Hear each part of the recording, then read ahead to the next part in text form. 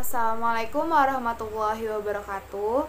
Perkenalkan, nama saya Andini Gusti Ayu, NIM 08031382126089 dari Fakultas Matematika Ilmu Pengetahuan Alam, jurusan Kimia.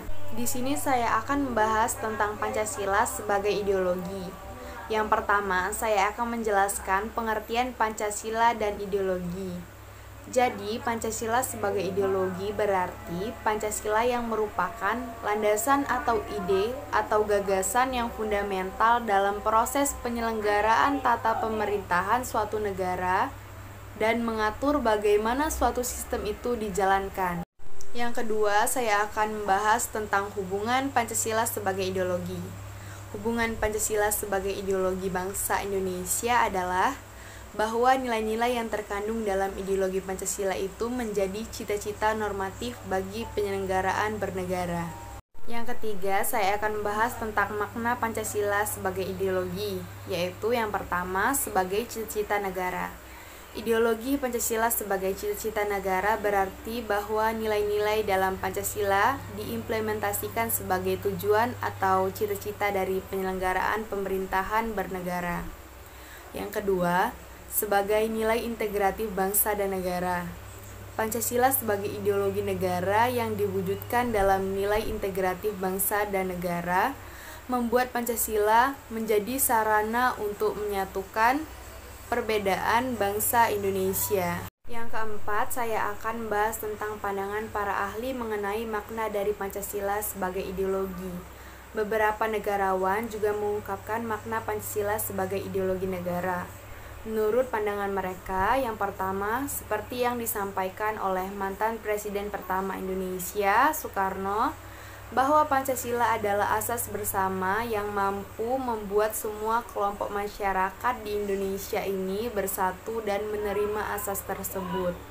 Dan yang kedua, itu ada Adnan Buyung Nasution pada tahun 1995 mengemukakan bahwa telah terjadi perubahan fungsi asli Pancasila.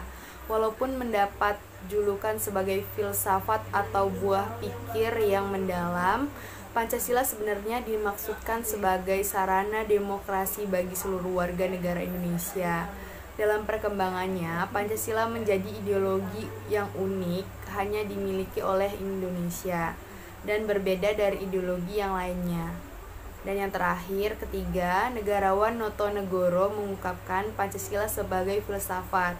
Pancasila adalah ideologi yang komprehensif, mencakup semua aspek.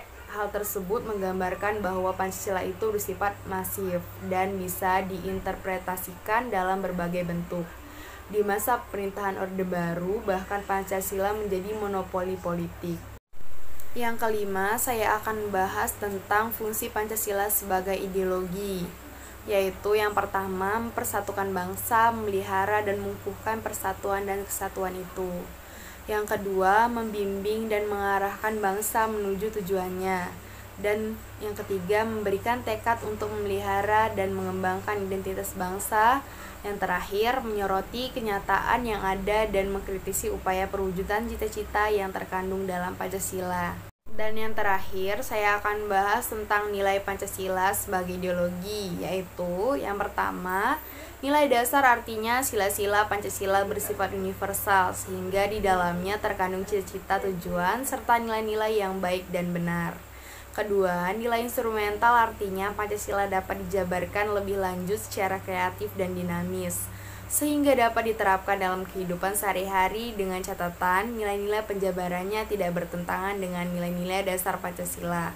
Dan yang terakhir, nilai praktis, artinya Pancasila dapat diterapkan secara real dalam kehidupan sehari-hari. Baiklah, mungkin itu saja materi yang dapat saya sampaikan. Lebih kurangnya saya mohon maaf, pada Allah saya mohon ampun. Saya akhiri, wassalamualaikum warahmatullahi wabarakatuh.